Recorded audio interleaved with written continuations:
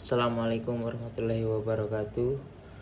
Perkenalkan, nama saya Marita Aryo Prastio, NIM 250 dari Fakultas Hukum Viktimologi kelas G. Sistem peradilan di Indonesia dengan perspektif viktimologi. Dalam sistem hukum pidana kita, fokus sering kali diberikan kepada pelaku tindak pidana. Proses penyidikan, penuntutan, dan pemindanaan didominasi oleh pendekatan pelaku sentris, padahal di sisi lain terdapat korban kejahatan yang mengalami kerugian, penderitaan, bahkan trauma berkepanjangan. Melalui perspektif viktimologi, kita akan melihat bagaimana posisi korban dalam sistem peradilan Indonesia, hak-haknya, serta tantangan dan arah pembaruan hukum yang diperlukan. Jadi poin slide yang kita bawa itu mungkin bisa pertama itu yang disebut dengan viktima atau korban, logos ilmu yang mempelajari korban kejahatan, fokus peran korban, perlindungan, pemulihan, tokoh penting Benjamin Mendelssohn. Secara etimologis, viktimologi berasal dari kata viktima yang berarti korban dan logos yang berarti ilmu. Dalam konteks hukum pidana, viktimologi adalah cabang ilmu yang mempelajari korban kejahatan, hubungan antara pelaku korban dan serta hak-hak korban dalam proses peradilan. Benjamin Mendelssohn yang dikenal dengan Bapak Viktimologi menyatakan bahwa korban harus dilihat sebagai pihak yang berperan penting, bukan sekedar objek atau alat bukti.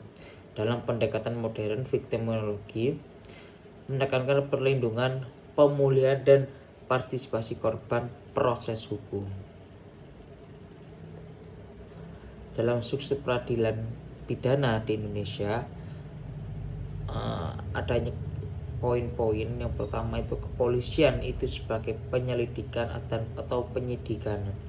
Kedua, kejaksaan sebagai penuntutan, pengadilan sebagai pemeriksaan dan putusan, lembaga pemasyarakatan atau pelaksanaan pidana, LPSK dan advokat perlindungan dan pendampingan korban. Sistem peradilan di pidana Indonesia terdiri dari 5 komponen utama. Pertama, kepolisian sebagai penyelidik dan penyidik. Kedua, kejaksaan sebagai penuntut umum. Ketiga, pengadilan sebagai lembaga yang memeriksa memutus perkara. Keempat, lembaga pemasyarakatan sebagai pelaksana pemidanaan. Dan kelima, LPSK serta advokat yang berperan dalam memberikan perlindungan dan pendampingan kepada korban. Namun dalam prakteknya sendiri, struktur ini itu masih sangat berorientasi pada pelaku offender oriented. Posisi korban belum mendapatkan perhatian proporsional baik dalam aspek hukum acara ataupun perlindungan hak. Lalu kita lihat dari sisi korban dalam proses peradilan.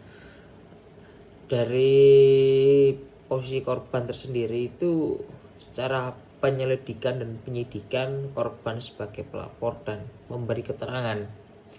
Penuntutan, korban pasif tidak memiliki kontrol terhadap perkara. Di persidangan, korban sebagai saksi korban dan mengajukan restitusi.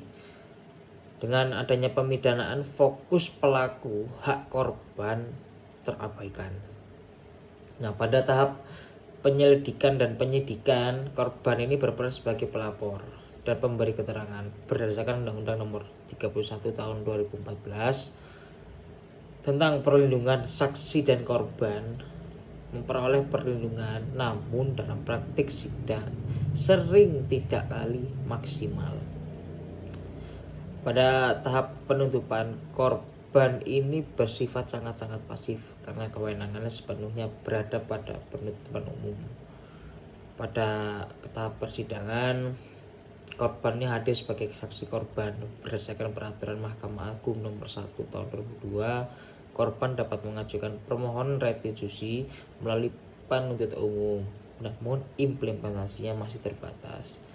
pada tahap pemidanaan, fokus peradilan ini masih cenderung kepada pelaku, sementara hak korban atas pemulihan tidak selalu dipenuhi. Bagaimana dengan perlindungan korban ini sebagai hukum dalam hukum positif? Dalam Undang-Undang Nomor 13 Tahun 2006, Undang-Undang Nomor 31 Tahun 2004 Perlindungan Saksi dan Korban, Perma Nomor 1 Tahun 2002 Restitusi, KUHP pasal 98 sampai 101 gugatan ganti rugi, Undang-Undang Khusus Terorisme Perdagangan Kekerasan Seksual. Nah, perlindungan ini itu terhadap korban kejahatan sebenarnya diatur dalam sebagai instrumen hukum nasional.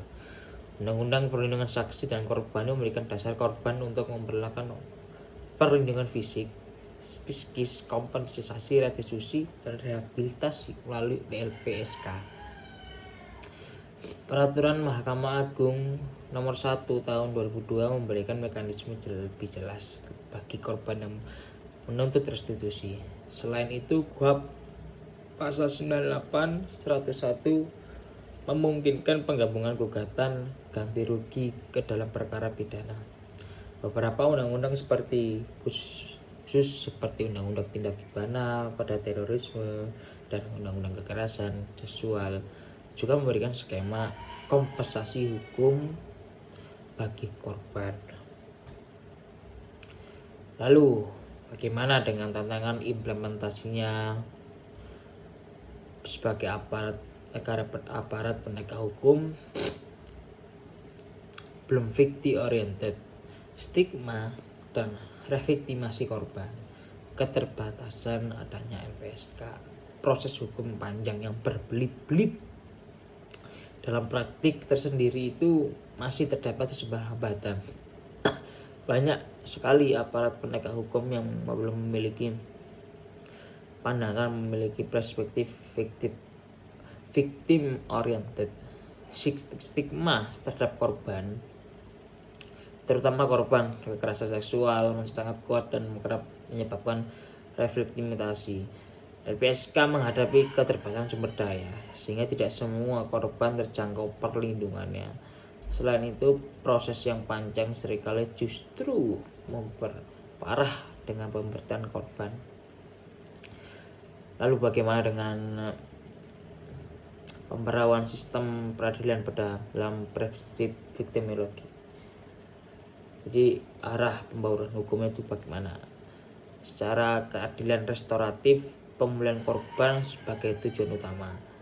Revisi KUHP, integrasi hak korban secara eksplisit, penegakan atau peningkatan kapasitas aparat victim oriented approach, penguatan LPSK dan restitusi, memperjelas langkuan dan efektivitas. Pembaruan sistem peradilan pidana perlu diarahkan untuk mengintegrasikan perspektif victimologi secara keseluruhan. Pendekatan keadilan restoratif dapat jadi lebih alternatif yang lebih menekankan pemulihan korban. Revisi KUHP ke depan diharap memungkinkan ketentuan eksplisit mengenai hak-hak korban dalam setiap tahap proses peradilan. Selain itu, peningkatan kapasitas aparat negara atau penegak hukum ini serta penguatan kelembagaan seperti LPSK sangat diperlukan agar sebagai perlindungan korban itu benar-benar efektif. Nah, karena dalam pembaruan sistem peradilan dalam victimologi itu ya memang arah pembaruan itu lebih jelas lagi. Yang poin yang saya baca itu pertama adalah, atau yang bisa saya ambil itu pertama itu keadilan restoratif, pemulihan sebagai korban tujuan itu utamanya. Lalu bagaimana di KUHP? Kalau bisa revisi KUHP dengan integrasi hak korban sebagai eksplisit, peningkatan kapasitas aparat. Ini victim oriented approach. Lalu dengan adanya penguatan LPSK dan restitusi memperluas jangkauan efektivitas. Dengan keadilan tidak hanya untuk pelaku tapi juga korban. Perspektif victimologi memperkuat keadilan substantif. Diperlukan reformasi hukum dan kelembagaan. Sebagai penutup, penting untuk ditegaskan bahwa keadilan dalam sistem pidana Indonesia kita dapat mewujudkan keadilan yang lebih seimbang, manusiawi, dan substantif. Terima kasih atas perhatiannya. Saya Martaro Prostio mengundurkan diri.